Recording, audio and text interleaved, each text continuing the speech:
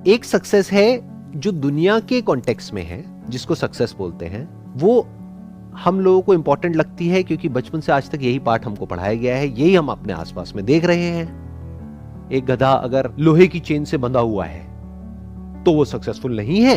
एक गधा है जो सोने की चेन से बंधा हुआ है तो वो सक्सेसफुल है। अरे दोनों बंधे हुए हैं। तो सक्सेस दो तरीके की है, किस फील्ड में उससे मैटर नहीं करता है। एक है पैसा, power, position, name, fame, money. दूसरी एक सक्सेस की डेफिनेशन है जो सबके लिए अलग अलग नहीं है, वो एक ही है, वो है सेटिस्फैक्शन, कंटेंटमेंट। ये वर्ड सुने हैं ना हमने। क्या कंटेंटमेंट सक्सेस है या नहीं है? और कंटेंटमेंट मतलब क्या?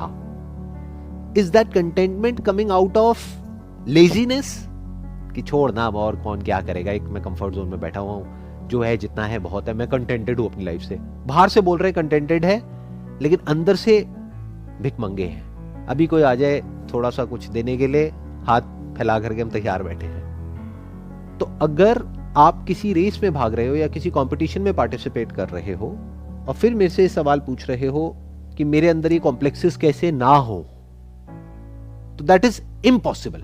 आपके अंदर होंगे ही होंगे। तो stop living a competitive life. अब आप कहोगे बट हमें तो इसके अलावा और कुछ आता ही नहीं है, हम तो जब से पैदा हुए हैं तब से कंपटीशन में ही जिए हैं, कॉम्पिटिटिव एग्जाम्स, उसको जीतना ही हमारी जिंदगी का मकसद है। ऑफिस में भी यही होता है। जब हम ऑफिस में चले जाते हैं, एक टीम होती है, उनको आपस में भगाया जाता है, जैसे मुर्गों की लड़ाई होती है। एक्चुअल में तो मुर्गे ही हो किसी उसके लिए, एक ऑर्गेनाइजेशन के लिए, और इससे ज्यादा क्या हो।